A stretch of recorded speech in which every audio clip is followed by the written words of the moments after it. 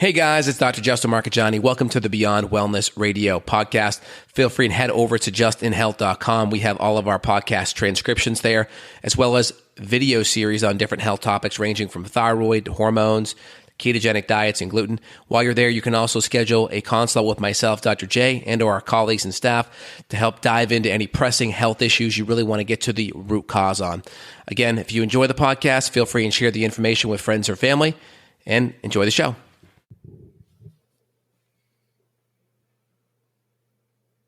And we are live. Dr. J here with Evan Brand. Really excited to chat about this wonderful topic. Again, the topics that we bring you guys, they're from our clinical experience with our patients. So we try to keep everything fresh and relevant. But I see lots of patients weekly with post-viral illness, and then they have hair loss after some kind of a viral infection or just after an acute stressor. Both are kind of similar, and we got patients that get these hair loss concerns, and we're going to talk about that today. Evan, how are we doing, man? Hey, doing great. Nice to be back with you. And I experienced this myself. I had, round 2 a couple of weeks ago, and I was looking at my couch pillow, and I thought, am I shedding? Like, I'm like a cat or something. What the heck is going on? And so you and I were poking through the papers, but it matches what I saw personally. This is in the literature. This is well-documented stuff. This is not just a clinical thing we're seeing. This is in the literature. The medical journals are showing there is a massive link between viral illness and hair shedding. And also, you and I were talking about before we hit record, there's also the nutrient deficiency link that we need to hit today, because we know that certain viruses hit the ACE2 receptor in the gut. So there's this gut inflammation, gut permeability, nutrient absorption, malabsorption problem that also happens.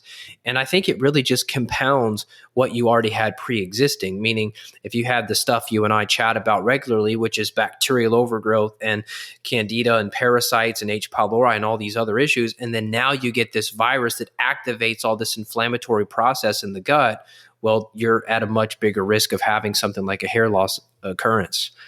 Yeah, so let's just I want to riff on that a little bit more. I think that's really, really good point. So here's one article right here, all right? And we're going to just substitute some words as we chat. So we're talking about viral illness, right? Post-viral illness, gut microbiota disruption. And it's a possible role of pre or probiotics in manipulating microflora. And they're talking about different viruses, right?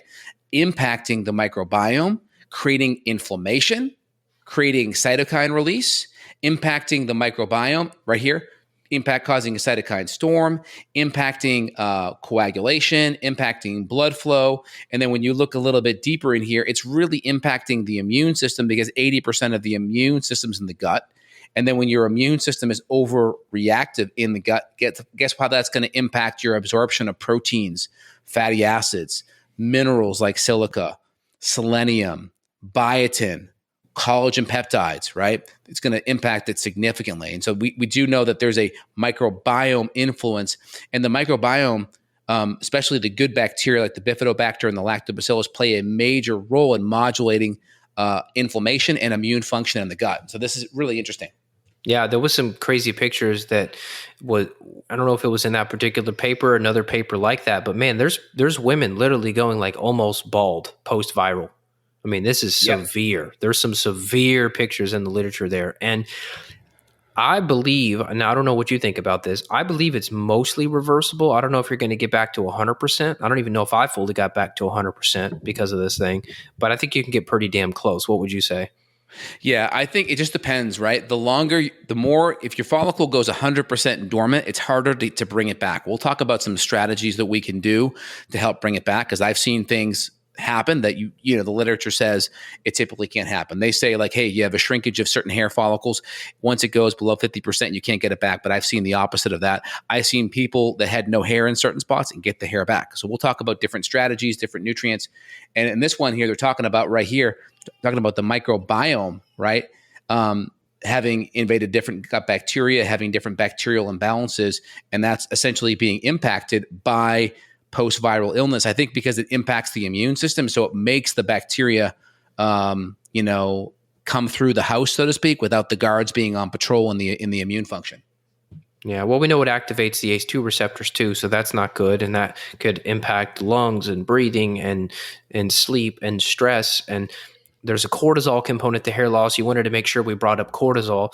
So think about, well, I had a friend actually, a guy that I would go hunting with. His name's Brian. And Brian used to have. And this is the New York Times article, What to Do If You're Experiencing Hair Loss After a Viral Infection. And it talks about the cortisol connection. And by the way, this cortisol connection is very well known. There's a handful of really well-known hair products out there. And one of the main ingredients in that hair product is an adaptogen that's well known to help modulate cortisol function. So that's a real thing. That's cool. Okay, so that's all right. So my friend Brian, he's around 50 years old. 1 year, brown, thick hair. And then I knew that his marriage was on the rocks. Wife got a hysterectomy. She went crazy. So the next season that I saw him, completely gray, and his hair was very thin. I'm like, oh my God. And then the next season I see him, divorce is over. The storm is over. And guess what? His hair, I'm not kidding, it went from gray back to brown. Not fully, but it got more brown. I thought he was like totally gray, elderly looking. No, it literally, he reversed and some of the thickness came back. So that just goes to show a major, major life stress, whether it's a pregnancy for a female, menopausal change, a divorce, a big death. I mean, these big cortisol moments can really affect the hair. And that's what you have on this paper right here. 100%, totally. Now, there's three major phases of hair growth, right? We have the anagen phase where your hair is growing. We have the resting phase, which is telogen, right? And that can happen for years. And then we have the catagen phase where it breaks down, right? And so the goal is most hair loss issues when it comes to stress or post-viral issues is known as telogen effluvium. And that's usually an acute stress that takes that resting phase and you lose that hair and you have to essentially restart that cycle. Right. And they'll say right here, about 10% of your hair can be actually in that resting phase at any given time. And so that's a real deal. There's three major kinds of hair loss. You're going to have telogen effluvium due to these acute stressors, like we mentioned here. You have androgenic alopecia or male pattern baldness, mostly affects men. Some women can have it, especially when they start to have high levels of insulin and ovarian cysts, and that can drive up their testosterone and increase DHT. And then we have alopecia areata. That's where you start to have like patches. It's autoimmune condition. And you'll have just patch here, like a big patch here, a big patch there. So telogen effluvium is more going to be systemic across the whole scalp. Okay. Androgenic alopecia is going to affect the Norwood pattern. So it's going to start here typically at the hairline and recede back, and then here at the vertex. And so eventually you look like a George Costanza with just that whole top part gone, right? And then you have the alopecia areata. That's the spots. So spots, alopecia areata, systemic telogen effluvium, that Norwood 1 through 7 pattern here at their hairline here and in the crown, that's going to be your male pattern baldness, androgenic alopecia. Yeah. Okay. So let's talk about labs because we need to try to connect the dots here. What could we actually do from a functional medicine investigation perspective? What could we do to look into this? I would say organic acid would probably be my number one favorite because we're going to get a full workup on the B vitamins, amino acids, et cetera.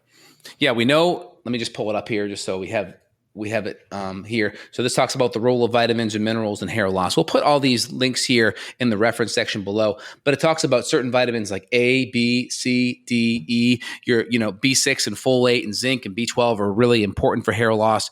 Selenium, especially with the gray stuff, with any of the grayer hairs, selenium and NAC is super important because you have these oxidative stress that happens and it creates hydrogen peroxide in the hair follicle. And that hydrogen peroxide literally bleaches the melanin that gives the color of your hair follicle. It bleaches it out of it. And so we can definitely help provide blood flow via lasers, via microneedling, but then also we got to neutralize the hydrogen peroxide. How do we do it? We upregulate that enzyme catalase, which is a glutathione-dependent enzyme. So we get the NAC up, we get the different nutrients up to really help that. You know what's interesting in this paper on the vitamin B section, B for Bravo, they're talking about riboflavin in this and how important riboflavin is. But it says here, riboflavin, while extremely rare in the USA, can cause hair loss. I would disagree with it being rare because when we do organic acids testing, I see low riboflavin all the time. You see it right there near the citation number 24, that next paragraph there. Look at that. They're saying extremely rare. It's like, I see it all the time. Yeah, I mean, I would say you can have functional deficiency because Okay. if you're eating a lot of processed food, right, you're going to deplete your B vitamins just because when you look at the Krebs cycle, for you to run that Krebs cycle around, it actually requires B vitamins to do it. And if you consume a whole bunch of processed sugar, it's like using a credit card with a really expensive transaction fee. Right. And then also, what if people have genetic defects and they're just getting crummy B vitamins that are fortified in their orange juice or their grains, and they're not getting activated methylated Bs from a high quality supplement, or they're not getting grass fed meat because they're vegan vegetarian? Yeah, we can have some problems. Yeah. Right. Functionally, for sure. Meaning like you may not get like beriberi or like a severe deficiency on a blood test, but it may be functionally low. Yes. Great Right. distinction. You know? And then also biotin or B7 is really important. You know, any hair or fingernail supplement that you'll see out there will typically have biotin or B7 in there. And again, most biotin is found in protein. So again, you know, dietary protein must be broken down into free biotin. So let's say you have H. pylori or low stomach acid. It's possible that low stomach acid could impact you breaking down the protein and getting it into free biotin. So free biotin is important. And if we have this gut imbalances, that could impact it for sure. Amazing. Yeah, another part of that biotin there, further in the paper, they're talking about researchers looked at serum biotin in 541 women complaining of hair shedding. Low biotin levels were found in 38% of these subjects. So, Yep. and then they're saying that some of that was linked to, guess what? Antibiotic use, gastrointestinal diseases. Yep. So this is amazing that no matter what topic you and I tease apart, it always ends up at the same foundational pieces. Yeah, and also biotin can impact your thyroid test. So if you go take a lot of biotin before a thyroid test, it can impact your TSH. So make sure you're not taking crazy amounts of biotin if you're testing your thyroid. And then also here, look, right, we need healthy levels of T3 to stimulate that follicle to grow. And so sometimes telogen effluvium can be caused by that acute viral stress or that acute emotional stress that can cause the cortisol to go up, right? We have the New York Times article here talking about the impacts of cortisol here. Let me just bring that up. Right here. Many dermatologists believe that cortisol plays a role in the shedding process, but guess what cortisol also impacts, right?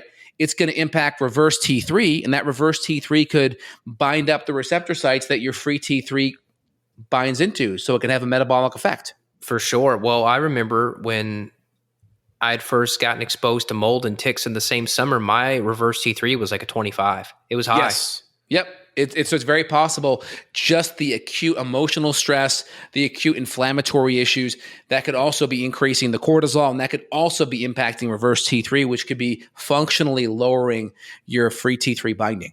Amazing. And then, of course, when you're stressed, maybe you're off the rails with your diet, so you're not eating the proper proteins to get these amino acids. Or if you're a vegetarian or vegan, how about we give a special shout out to vegan people complaining of hair loss? What do you have to say to them? Well, like we talked about here, if you go back to this one right here, all right, and you look at it, let me see here, where is it? Talks about biotin right here. Biotin, normal diets. So it talks about biotin coming from protein. So we know protein is very important. Here you go. Biotin plays a major role. Most dietary biotin is found in protein. So guess what? If you're not eating animal protein, that's where most of your biotin is going to be, and you're not breaking it down and you don't have good hydrochloric acid levels, you may not get a lot of these nutrients to build up your hair. So if you're vegan and vegetarian, that could be problematic. Let me actually, I'll just put the link for you real quick, and then you want to pull it up for me. I'll put it in the chat for you. Pull this up. This is from the National Institute of Health. They have an article on biotin, and they have a graph, which I think is pretty cool, or actually a chart rather. If you scroll down, check that out. Beef liver. Look at the amount of biotin you're getting. Incredible. Whoa! See, this hammers it home. So we go back to this article, right? We talk about most biotins in protein form. And then you have to be able to break it down, right? Dietary protein must be broken down. And then we go over to this article and we look at how much biotin you're getting. Look at beef liver. Holy smokes. Go ahead. Go through Incredible. that. Well, that means I need to take Eggs, some more salmon, liver. Pork chop, hamburger patties. Then you have some seeds here. The problem with seeds, right? That looks nice, but it's still, 95% less than beef liver. But you have the bioavailability aspect because you have lectins and some anti-nutrients. So I guarantee you this is a little bit lower. Now, if you soak them, I guarantee you that goes up too. Sweet potatoes, almonds, tuna, spinach, broccoli. Wow. Unbelievable. The first 5 to 8 things are mostly animal products. So that's good to know.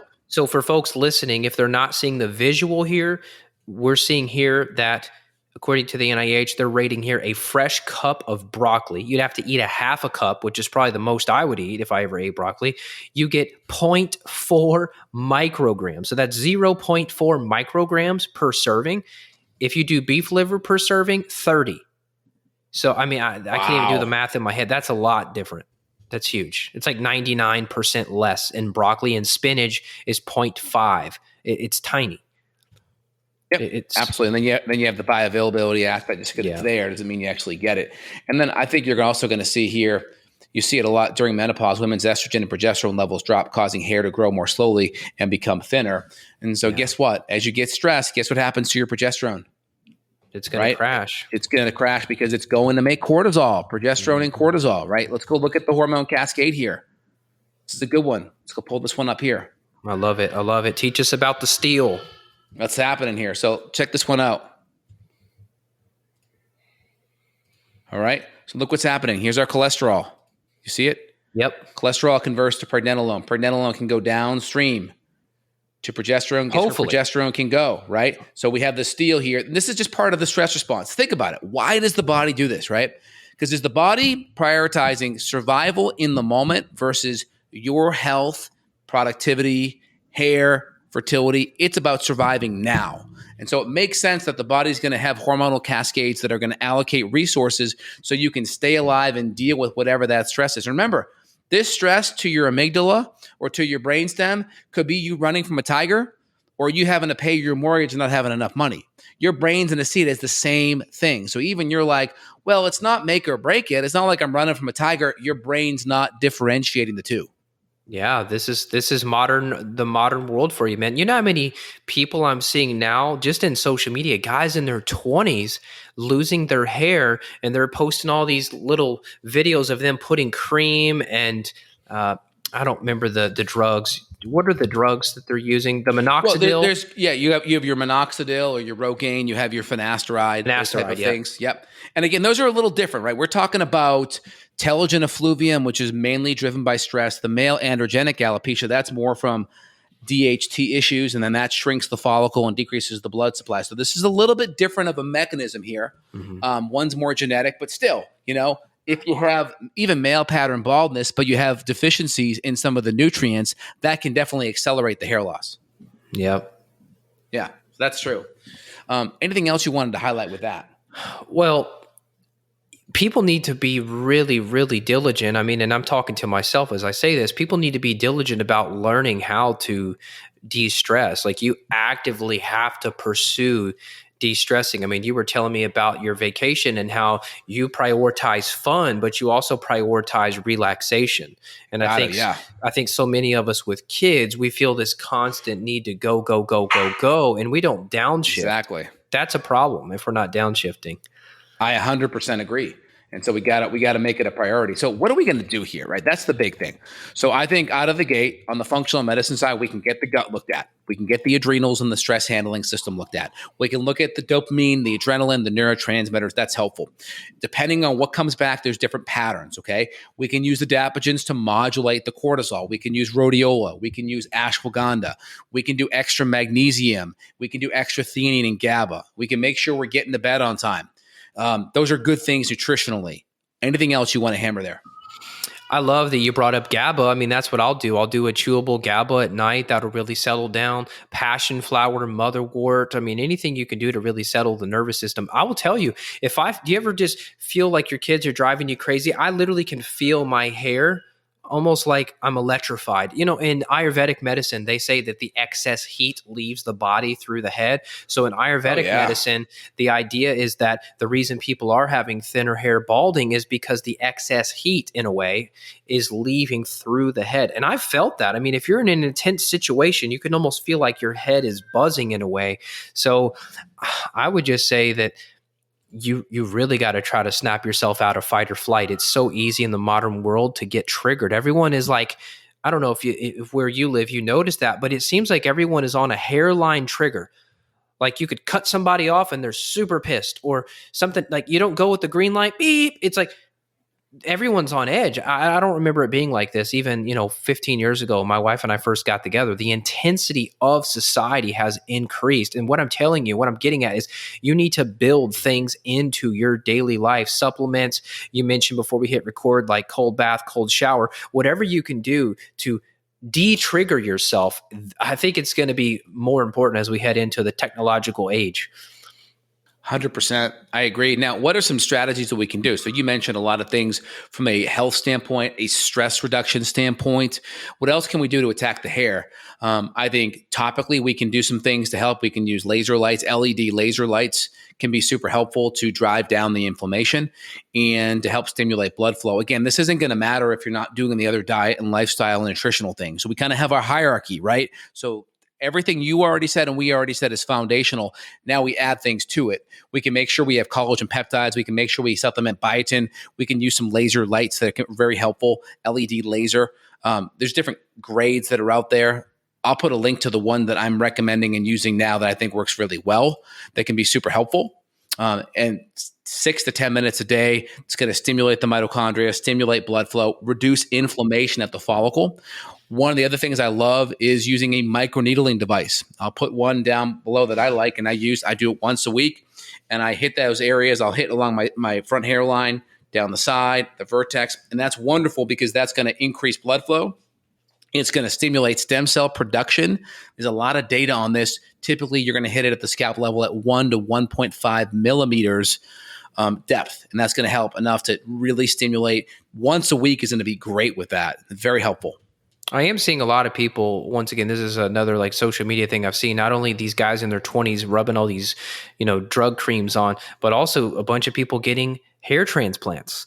Now, that's obviously a more extreme intervention, but what I would say is it's not root cause. Now, I don't know enough about that. I'm speaking a little bit out of my expertise here. I don't know enough about hair transplants, but what I'll say is, number one, it's probably got to be pretty bad to get to that level, probably more expensive. But then what about the underlying biochemistry that's wrong? The nutrient deficiencies, the gut infections, whatever that led to that. I wonder, does the hair transplant still last? Is it just such a magical remedy that it counteracts all of your issues and deficiencies and toxicities? Or does even a hair transplant fail after 5 years? Do you know anything about it?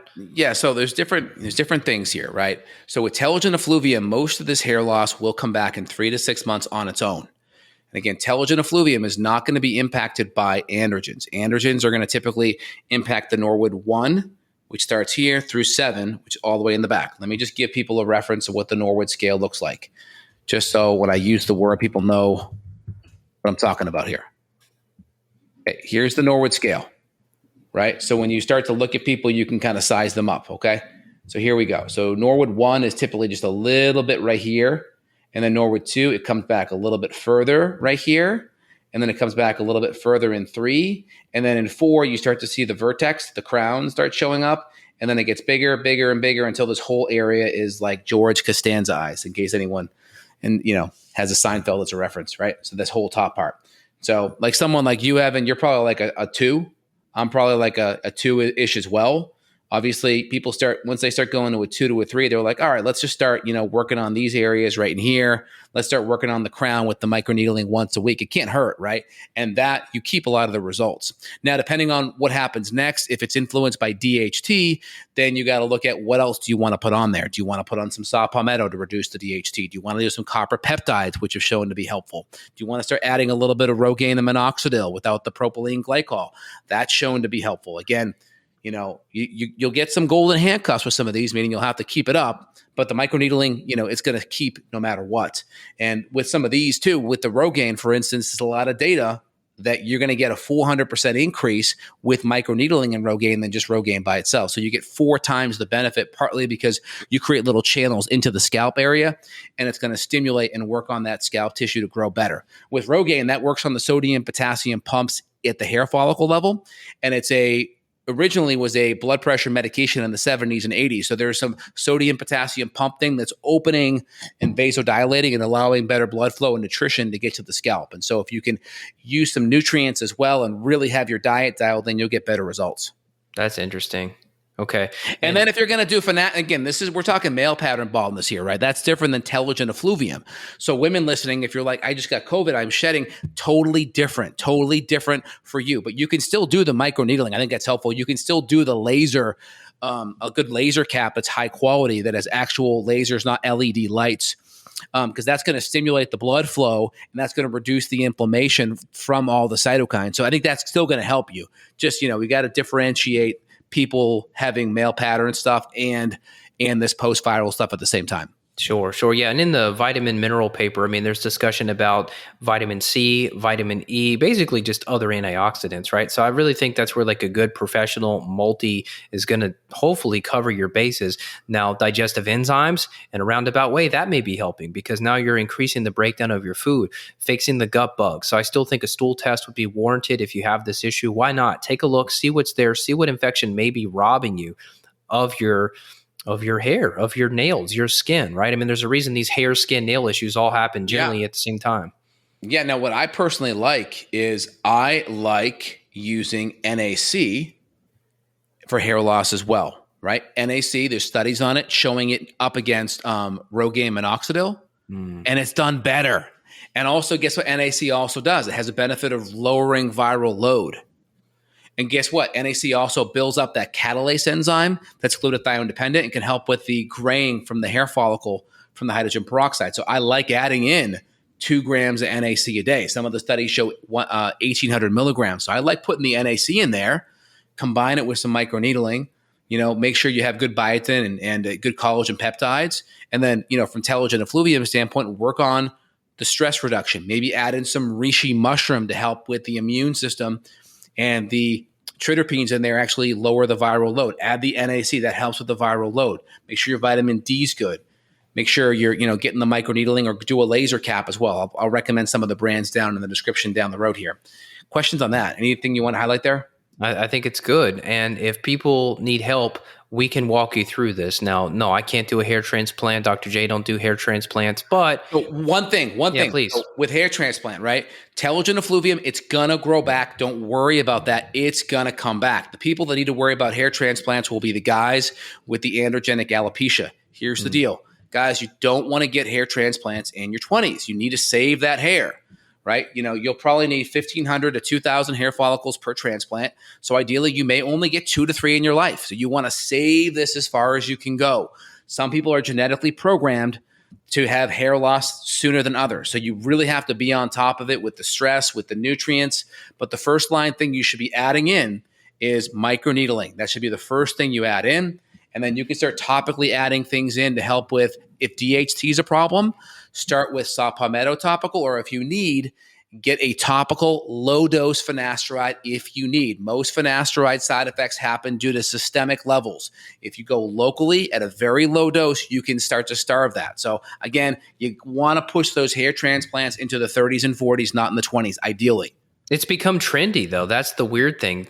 Guys think it's cool, or I don't know, or it's desperation. I mean, I don't know what's driving it, but I'm seeing a lot of videos of young dudes doing it. Hopefully in the next 10 years, they're going to have the 3D printing technology out where they'll just take a hair, they're going to clone a couple thousand of it, and then you can do your hair transplant from the clone hair. That'll be the ideal, because they're just pulling hair from your non-DHT hair. So they're pulling it here. And a good hair surgeon will pull out, but you don't want more than 2,000 at a time or so, because you're going to see it. You're going to see the patches on the side of your hair. You only have about maybe 3, max 4, probably transplants in your life. And so if you start at 20, the time you're 60-ish, you're kind of screwed. And so that's amazing. So you're saying when they pull from the back of the head, it's gone? As in when you yank that thing out of there, you're taking all the parts with it and it cannot regrow back there? Is that what you're saying? Yeah. Correct. I mean, the benefit of these hairs, it's when these hairs, they lay down on each other. So you get coverage. It's harder to see, right? Wow. Where the hair at your top kind of parts here, this kind of, goes over it. So you just got to be careful. You want to make sure you get to the root. If you have to do a topical medication, just make sure you're doing everything else as well. And then you add in the microneedling, and then you do some of these topical things at lower doses, especially with the finasteride. With the Rogaine, 5% for guys. Just, I recommend just get one that's going to be propylene glycol free. Mm-hmm. Wow. Yeah. It's amazing stuff. But like myself, I don't use any Rogaine or anything like that. I'll use maybe a little bit of topical saw palmetto. I'll do microneedling. I'll do laser light. I'll do all the nutrients. And so I just try to do some of that. But I wouldn't, if I'm doing everything I'm doing and that starts to become a problem, I would add in a low dose pharmaceutical if needed, just because there's genetics that you're running up against. Oh, also copper peptides. I'll use some of that as well, along with the C60, which is a powerful fatty acid that's an antioxidant scavenger. It looks like a soccer ball. It's 60 carbon. So those are some great things I'll throw in there as well. Cool. Well, if people want to reach out, if they need help, if it is regarding hair loss or chronic fatigue long-term, mood issues, hormonal issues, digestive issues, whether it's resulting from viral issues or if it's just other issues outside of that, feel free to reach out. We work worldwide, virtually. It's incredible because we have distributors set up. We have professional labs who work with professional supplement companies. So it's amazing what we're able to do worldwide. So if you need to get some help, reach out to Dr. J. That's Justin Marcagiani, and that is at justinhealth.com, justinhealth.com, or myself, evanbrand.com. We help people worldwide. We love what we do. We've seen incredible success from fertility to skin to mood to gut to the hair. There's some cool stuff. So we'd be happy to help you do a real workup where we're looking at things that you've never looked 100%. at before. 100%. And guys, it's normal to lose about 100, 150 hairs a day. So if you're losing some, that's normal. Don't freak out. But, keep an eye on your scalp. They take some pictures with the same angle, hair dry, same lighting, right? Just being out in a really bright light, it can make your hair look thin. So have a consistent, regular lighting to monitor your pictures so you can see where you're at. Cool. Well, we'll catch up soon. Excellent, Evan. Good chatting with you. Have a good one, y'all. Take care. Take care now. Bye. Bye.